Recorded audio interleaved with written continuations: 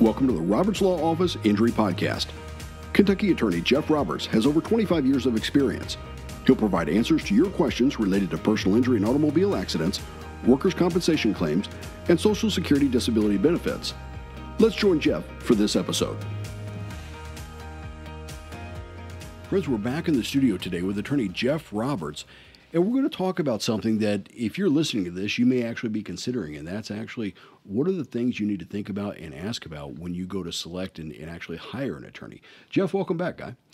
Good afternoon, Jim. How are you today? I'm doing well. Glad to be with you again. This is something that a lot of people probably have not had to deal with, and whether it's an accident or an injury or some other kind of situation where suddenly, oh my gosh, I needed to go speak to an attorney, and they really haven't given much thought beforehand on what they even should be looking for. So today, let's unpack that a little bit. Certainly, yeah. There are certain things that you need to, at least from my perspective, I think that someone needs to look at when they are looking to hire an attorney. And frankly, I think these apply whether you're looking to hire an attorney for a car wreck claim or a workers' compensation claim, Social Security disability claim, any type of personal injury claim like I handle. But I think it's also what you need to be looking at if you're looking to hire someone in regard to a divorce action or a property dispute or any other type of legal matter. I think these five things that I've got that I'm going to talk about today are the criteria that you should be going through in making the determination on who you should be calling to handle your type of legal matter. No, and that makes sense. And just for clarity's sake, in Kentucky, we're not allowed to say that you specialize in a certain area of law, where it's just not a term that we can use here per the Kentucky Bar Association and the Supreme Court. But you do focus in a certain few areas. So we're going to talk, and if you hear us saying that, there's a reason that we have to say it that way. But interestingly enough, yes, when you graduated law school and you passed the bar in Kentucky, you could practice virtually any type of law, but you tend to focus over time in certain areas. So understanding, I guess the first criteria is how much experience does that attorney have in this particular type of law, correct? Exactly. That is the first thing that I think you should look at.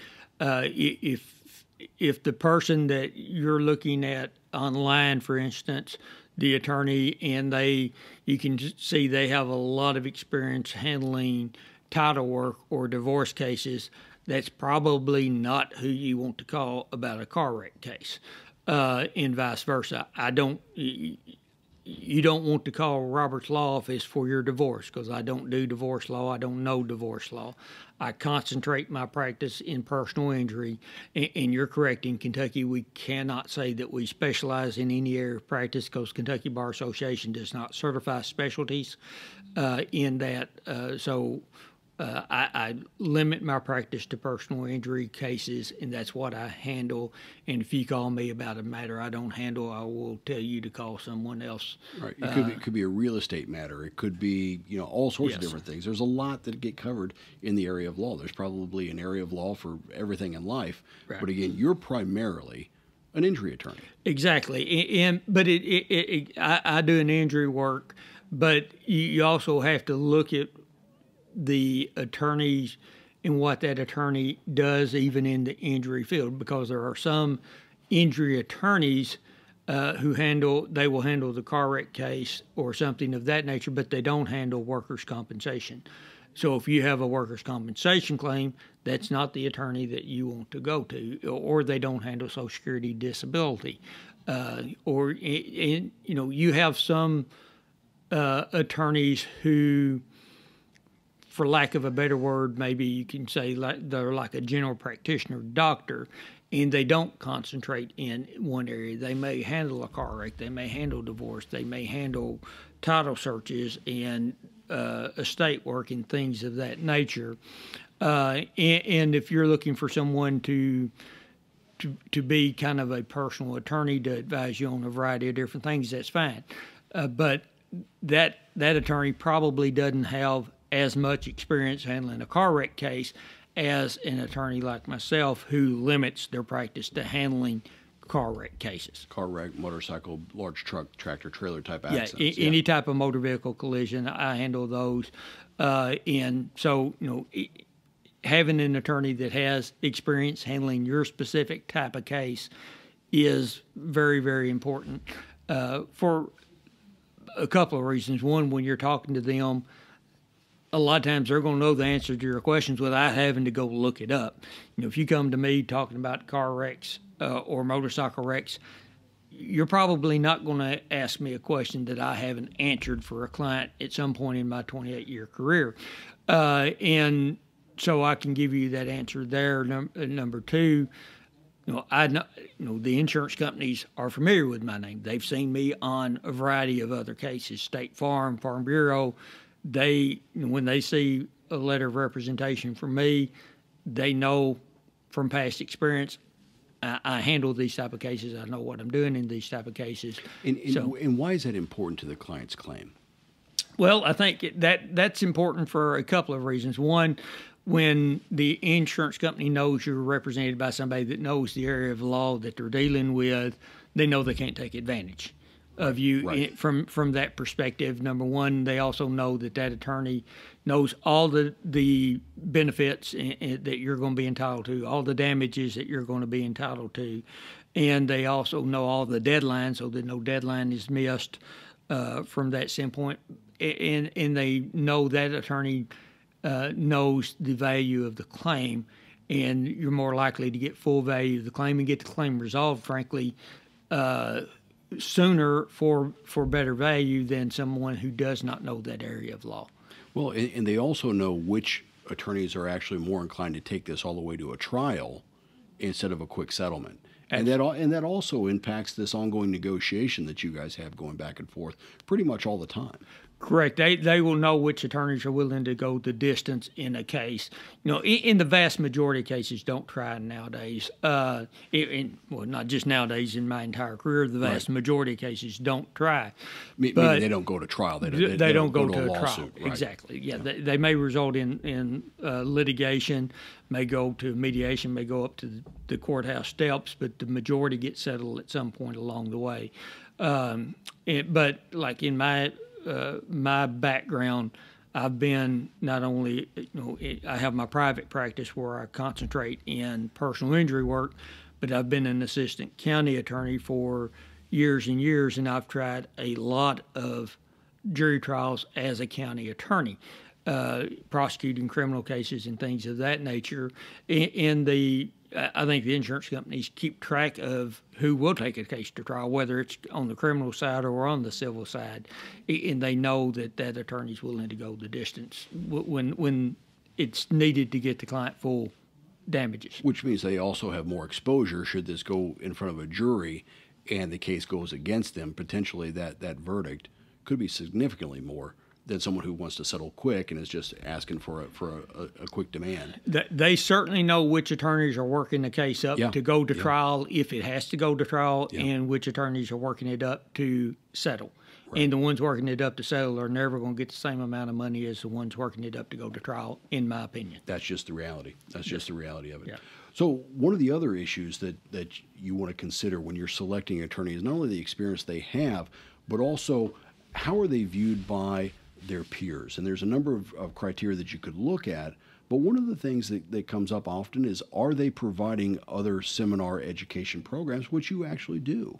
Yes, I think one of the things that you need to look at when hiring an attorney is their reputation in the legal community. What do their peers think about them and their abilities? And one of the criteria for that, one of the ways you can tell if the attorney has a good reputation of knowing what they're doing and how to do it, is to look at if they're being asked to speak at continuing legal education seminars. When the Kentucky Bar Association puts on a seminar, they're asking the people that they think are going to be able to educate the other attorneys how to do something correctly. Kentucky Justice Association is a statewide organization that advocates on behalf of injured parties and tries to make sure the courthouse doors stay open for everybody in Kentucky, not just the big corporations. And in my opinion, they put on some of the best legal seminars in Kentucky. And who are they asking to speak at their seminars, or is your attorney being asked to speak for them, or variety of other, I do workers' compensation, as you know, and as anybody who's followed these podcasts knows, and there's a couple of different organizations that do that. There's a group called CompEd Inc. that puts on a seminar every year. Last year they didn't because of the pandemic, but every year in Kentucky they put on a seminar about workers' compensation. And so look at who's speaking at that seminar. I spoke at that seminar earlier this year. And in previous years, I've actually and in previous years as well, yes. And the University of Kentucky puts on I think it's every 2 years that they put on a workers' compensation seminar. I'm actually speaking at that seminar later this month. And I've spoken at that seminar in the past. I've spoken for the Kentucky Bar Association. I've spoken for the Kentucky Justice Association. Speaking for the Kentucky Justice Association on car wrecks actually later this month as well. So, but that tells you if the legal community as a whole thinks this person knows what they're doing in those areas from that standpoint. And then a lot of services now, are online services, have an opportunity for attorneys to review or recommend attorneys as well. And you can look at that. I frankly, I don't know. I think that is important to some extent, but I think the others is more important. If you go and look at my AVO, you're going to see attorneys who've rated me on there and rated me well, and things like that. Yeah. And so you're going to see that, but I don't know how much. I think you put some stock in that. If you look at somebody and no attorneys rated them, okay, that's a red flag from that standpoint. But I think the seminars is a better, from my standpoint, a better standard to use. Because generally that person's been invited by that organization to actually present. Exactly. They've been chosen to do that, and even though somebody may be a friend of them who's organizing that seminar, if they don't think the person knows what they're doing, they're not going to ask them. But if that attorney reaches out and says, hey, would you go on AVO or my website and recommend me for this area of practice? You don't handle it. I do. Would you recommend me for that? They may go on there and do that just because the friend has asked them to do that. Right. So there's a little bit of gamesmanship in some of those ratings. Potentially. But potentially. But realistically, are they actively presenting and training other attorneys to be better at their craft, better at their practice, more successful in their practice? I think, agreed. And I think that's a better standard to use or to look at from that standpoint. And there's other things. Are they taking cases up the ladder from the litigation standpoint? Have they had cases at the Court of Appeals or the Supreme Court on these type of issues? Because in those things, you can look at how they're being, how their peers, to the best you can, how their peers view them from the standpoint of, would I want my family member to go to this person or friend to go to this person to handle this type of case, or other attorneys referring cases to them? If you can find that. Sometimes you can, sometimes you can't. Right. And another criteria that you might be able to use as just a general consumer who needs to hire an attorney is to look at some of these online reviews and what are your friends and people just like you, what are they saying about that attorney's responsiveness, about the results possibly of their case, or really just how they were to work with. I mean, were they responsive? Did they answer questions? I think all of that is really important because you're going to be in this claim or this case for a while, and you need to be able to communicate with that attorney. Exactly, and I do think that looking at the client reviews, if you have an attorney whose website has client testimonials, go through and read those testimonials.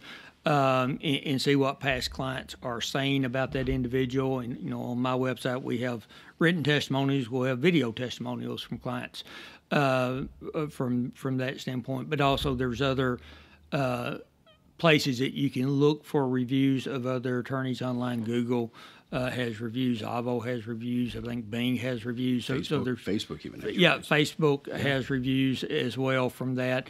And seeing, and not just look at the star rating, clearly that's important, but look at what the clients are actually saying when they're talking about the attorney or the law office. And like you said, the responsiveness of the office is I think, a key factor in that you should be looking at. The attorney's ability to, or keeping the client informed of the steps and what's taking place, not just responding out when the client has a question, but having the clients come in and saying, okay, this is where we're at and this is where I think we need to go and this is how we're going to get there type situations. And, how the attorney treated them. Some attorneys are very arrogant, and you probably, at least I would not want someone who is extremely arrogant representing me in a case. And so I hope nobody's out there reviewed me and said that Mr. Roberts was extremely arrogant. I don't think anybody has said that because I try not to be. But that is, can they relate? Can they explain complicated legal things in a way to make you understand? Because when you understand what's going on, you're going to have a whole lot less stress. Anytime you're in a legal matter, you're going to be stressed. I can't take away all the stress, but if I can keep you updated on what's going on, why we're at, where we're headed, how we're going to get there, and then if I tell you that XYZ is going to occur at some point in the future, and then when that occurs, okay, Jeff told me this was going to happen. This is not that big a deal. He knew it was going to occur 3 months ago. He told me this was going to happen. It's happened now. He told me to call him when it happened. So I'm calling him, and this thing is going exactly the way he told me it's going. So I'm comfortable and I'm good with where we're at. And that's a whole lot better than something occurring. Why did I get this? What's my attorney doing about this? And all of that. It just makes it a lot easier. You've got crickets on the other side of the email or other side of the phone call. Correct. And you're not getting information back. You're already under a lot of stress based on dealing with an accident or an injury. The last thing you need to do is the attorney that you've actually hired basically ignoring you. Exactly. And adding to your stress, basically. Yeah, I think so. Yeah. The factor that people, I don't know, maybe it's just because people don't like to talk about money, but the factor of cost is something you really need to feel comfortable asking that attorney about. How much is it going to cost for that attorney to actually handle the case? There's always an attorney fee. And in injury law, it's not really an hourly fee like other areas of law. A divorce attorney or someone like that charges by the hour. Criminal law sometimes charges by the hour. You guys work off a contingency fee. First of all, explain what a contingency fee is, and then let's talk about the importance of understanding how that impacts the settlement. A contingency fee means that the fee is contingent upon the recovery. So if there is a recovery, I get paid a fee. If there is not a recovery, a monetary recovery in the case, I don't get paid a fee if I'm handling it on a contingency. If I'm handling it on an hourly rate basis, if we are successful, I get paid my hourly rate. If we're unsuccessful, I still get paid my hourly rate. But if on a contingency fee, if I'm not successful, I don't get paid for my services. You're not out any money for my hourly or for my attorney fees or anything in that situation, which gives me real good incentive to be successful in your case. Right. And to be clear, the majority of cases that you handle, basically all the cases you handle, are on a contingency fee as it relates to an injury case. Nearly all of those. Yeah. There are certain situations, like in the one that comes to mind most that I do not handle on a contingency is workers' comp medical fee disputes. And the only reason I don't handle those on a contingency is because when I'm successful in those cases, the doctor gets paid, not my client. And I can't. The doctor didn't hire me, so I can't bill the doctor for the services. That's a niche that comes up from time to time. That's a niche that comes up from time to time. But the overwhelming majority of what I do is on a contingency fee, and the fee is based on a percentage of what I recover for the client. Certain situations, the fee is capped. Social Security and workers' comp, the fee is capped at a certain amount, and the fee percentages are set kind of by their administrative processes, so that's set by the laws to some extent. the general personal injury claim, car wrecks, motorcycle wrecks, tractor-trailer wrecks, those are also all on a contingency fee basis. And you're correct. You need to talk to your attorney about the fees that they are charging and what those are going to be. And when I talk to a client initially, I go over that with the client. Sometimes they bring it up first. A lot of times it's brought up on the phone call when they call in. Is this going to be handled on the contingency, or is there any cost for me to come in and talk to Mr. Roberts the first time? And there is not a cost there. So, some clients are savvy enough to make that, want to know that right up front, and I think that's smart. So I have no problem with anybody asking me about those matters from there. And, if they don't, I still talk to them about the fee. I bring it up myself to the clients on what the fee is, how it's calculated, and things of that nature.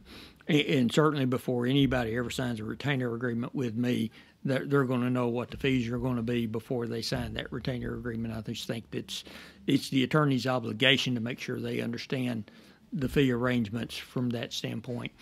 And it's just good business. I mean, Yeah. at the end of the day, it's fair. I mean, that client is your customer. Yeah. They ought to understand what they're buying and how much it costs. Yeah, exactly. And you got to, when you're talking about fees, you need to look into that and make sure what the fees are.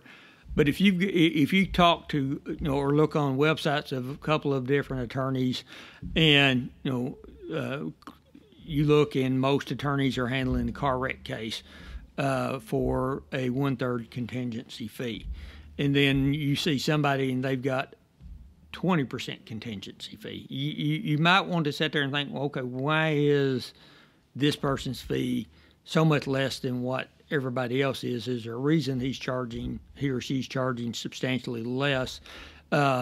From that standpoint, I don't think you're going to find that in Western Kentucky, to be honest with you, but I know there's been some areas where people have been advertising for lower fees, but I don't think the clients are getting as good a service either from that standpoint. Sometimes things are cheap for a reason.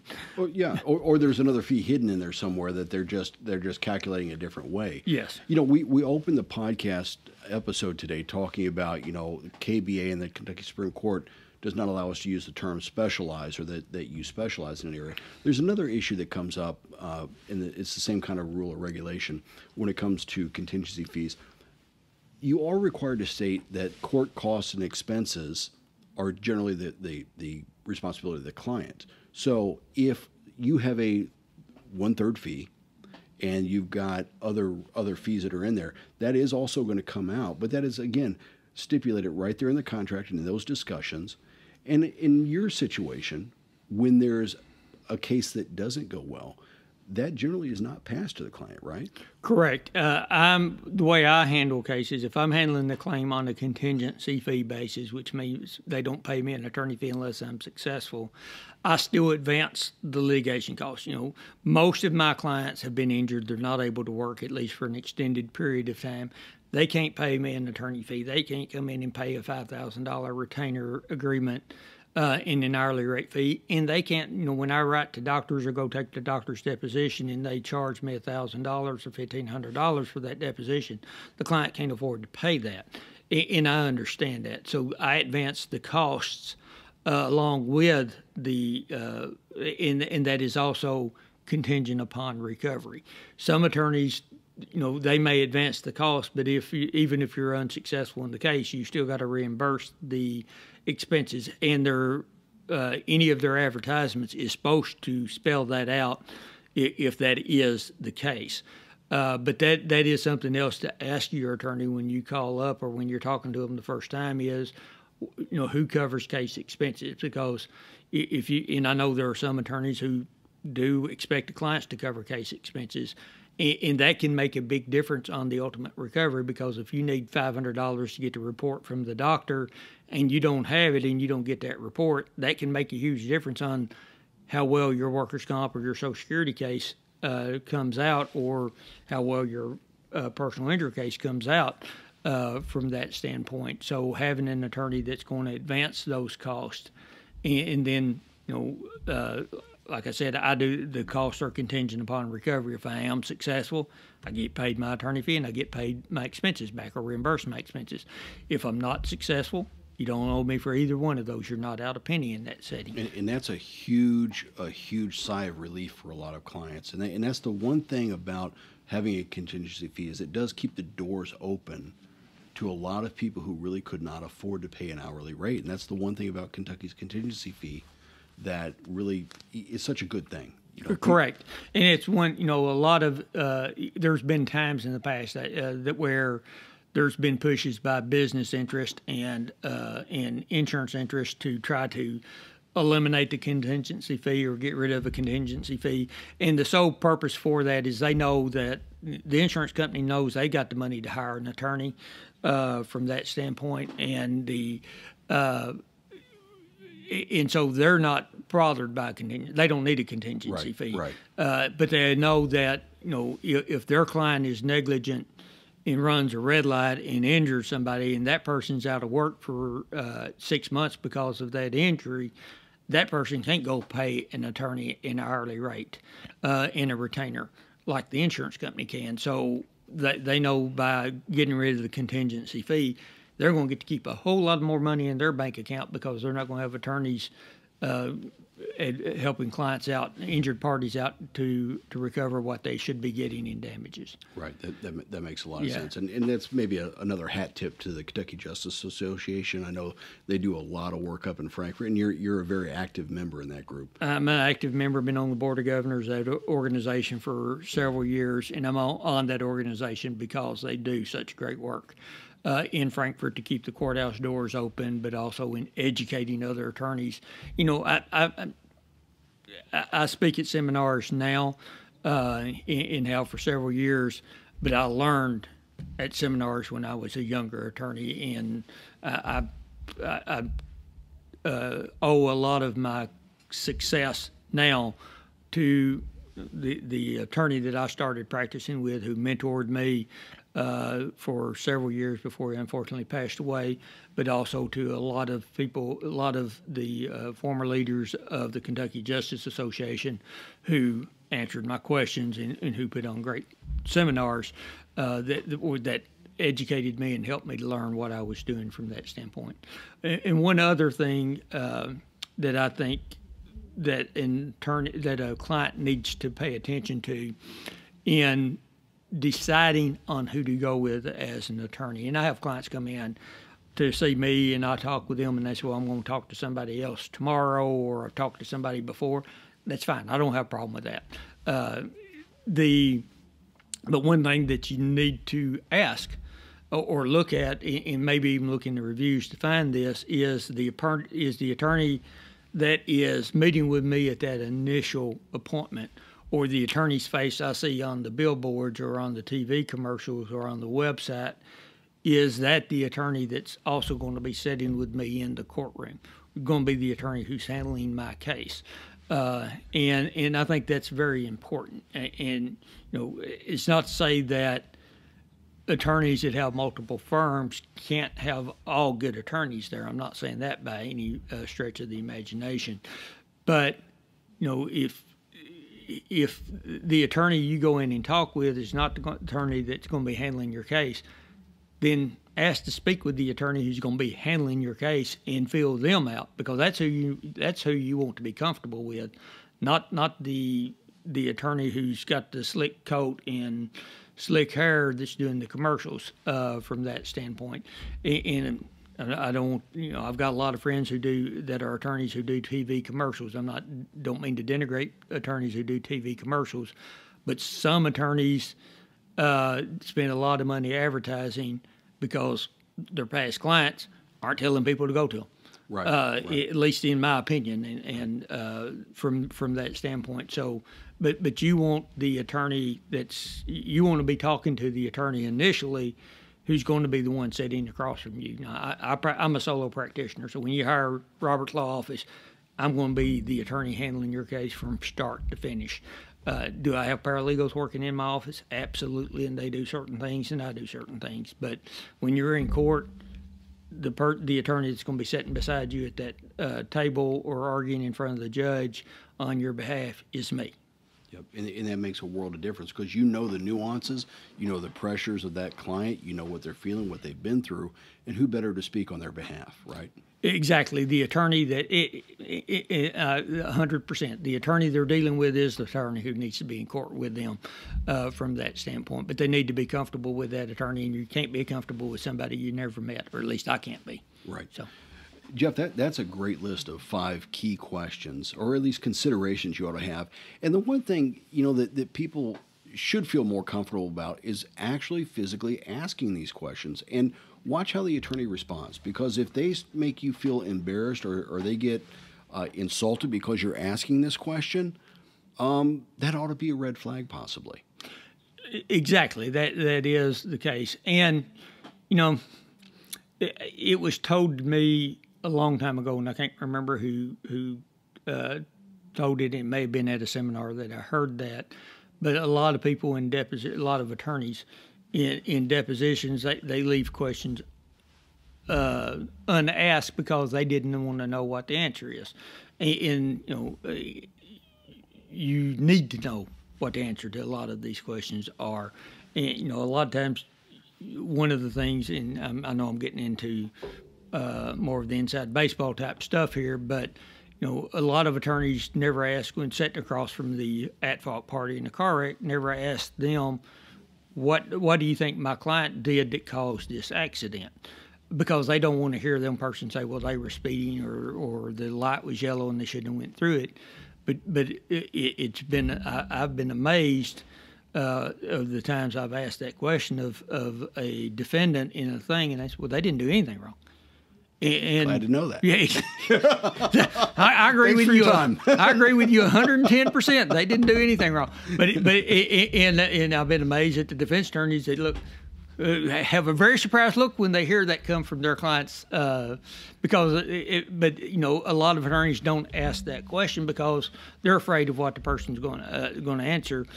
From that standpoint, I love that answer if that's what they give. But if they tell me what they think my client did wrong, then I know what I need to be defending at trial as well from that. So the questions that you may not want to know, you may not want to hear the answer to, are a lot of times the questions you need to know the answer to. Right. So hopefully this list, and there will be extensive show notes on this episode. So if you come back to the website, you'll be able to go back through that list, and they'll be placed out there for you. To not only read through, but also maybe print off and take with you, and just at least be ready, because if you need an attorney, especially if you need an injury attorney, it's a serious matter. Absolutely. Yep. Yeah. In any time. I mean, if it's a divorce, it's a serious matter. Sure. If you're buying a house, making sure that you got good, clean title to that house is a serious matter. So 90% of the time you go into a lawyer, you've got a serious matter, and making sure you got the best person to handle it is, doing that due diligence. You will not regret later on having done your due diligence in hiring an attorney. Right. And it'll give you a chance to really see how you interact with that client, with that attorney, and how that attorney is willing to interact with you. And again, you've got to be confident in your representation. You've got to be confident in the person that you're hiring to be your attorney. And asking tough questions sometimes gives you that confidence, or does not give you that confidence. Better to know early. Exactly. And you mentioned there, interacting with the attorney in that initial appointment, especially in a personal injury type action. And, if the case has to go to trial, your first impressions with that attorney in that initial appointment can make a difference in how you interact with that, how they interact with you. And if they come across as being condescending, arrogant, whatever, they're probably going to come across that same way in front of a jury. The jury may not like them as well. Exactly. And so that's something to take into account when you're making the decision. Absolutely. Jeff, thank you very much for your time today. I really appreciate it. I hope the listeners found this one really, really interesting. And by all means, feel free to share this episode out, because you never know who's going to be connected with you, who actually is going to be talking to an attorney the next week or so. And sharing this episode could really help somebody make a good decision. All right, Jeff, thanks so much. We'll see you next time. Thank you. Bye-bye. Thank you for listening to the Roberts Law Office Injury Podcast. Jeff will return in 2 weeks. Until then, he invites you to visit jeffrobertslaw.com and follow his firm on Facebook. At the Roberts Law Office, you'll find a history of small town service and big city results.